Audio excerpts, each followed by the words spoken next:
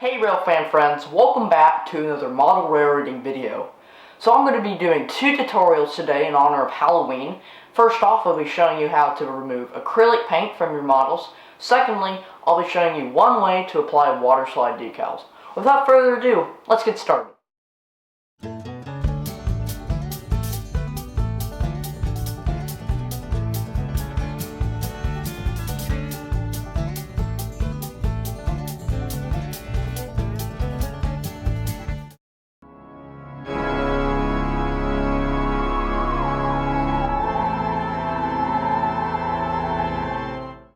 Alright, so first off we're going to be removing some acrylic paint from this Walther's Proto Auto Rack. So as you can see, it's Burlington, Northern Santa Fe. I just kind of sloppily weathered this thing, but I'll show you how to touch up your weathering in case you ever have a weathering mishap. So what you're going to need is some isopropyl rubbing alcohol, and depending on what kind of space you're working with, you can use Q-tips, as seen here, or cotton balls, or these very small brushes, just depending on what kind of space. For just an overall open space, you could probably use the cotton balls or Q-tips, but for smaller spaces where you need to reach nooks and crannies, the brush might be what you want to use. So, I'm just going to take a Q-tip and dip it in the bottle.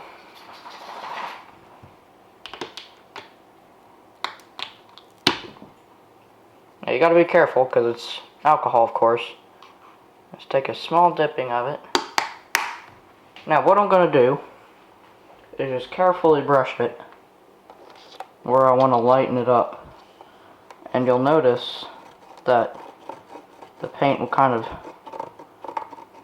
wash off.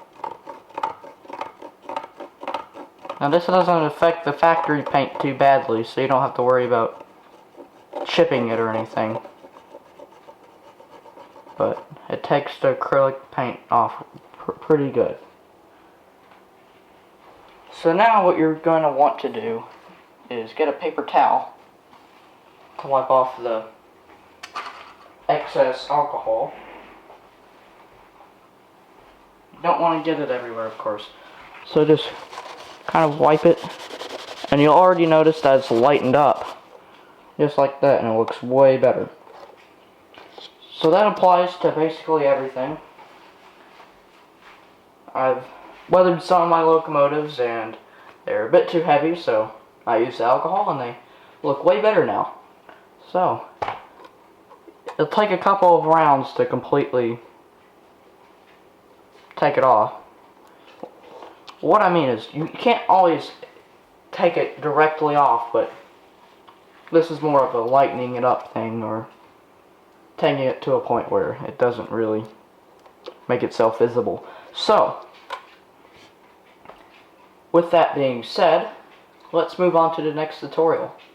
Hopefully this helps, but waterslide decals, that's a whole different thing, so let's check it out.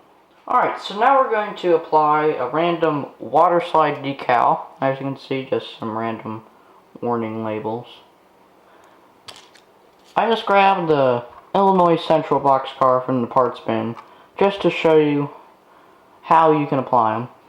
Now, the deal with waterslide decals is you really could just use water, but if you want to get the decal on uneven surfaces, you might want to get some decal setter from your local hobby store or online retailer.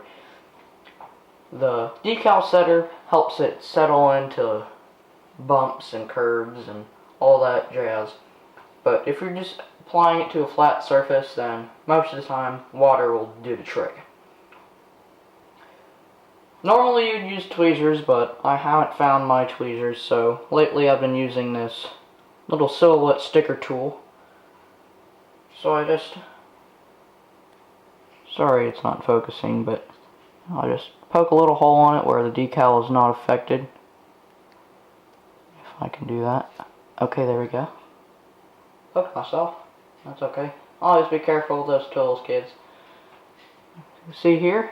Let's have decal on the little tool. Now I'm just going to dip it in the water.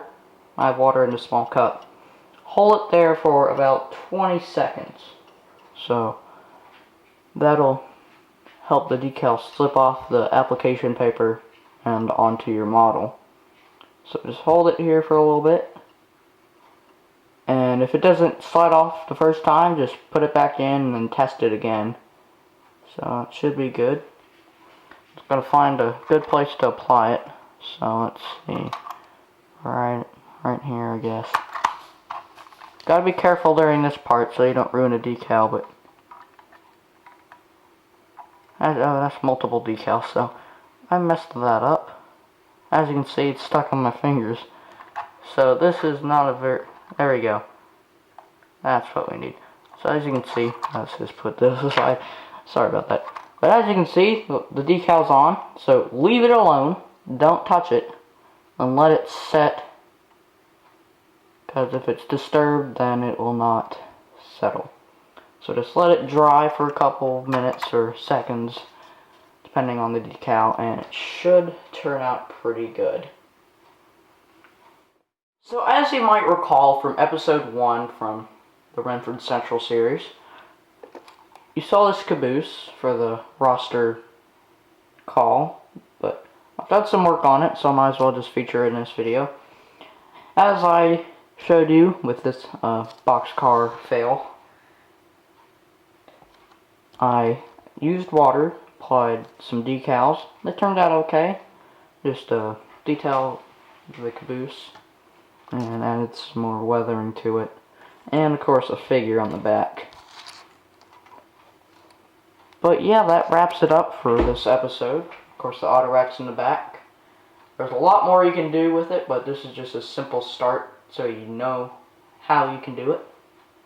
So yeah, hopefully this comes useful to you model railroaders out there. I'll see you guys in the next one. My name is Braden.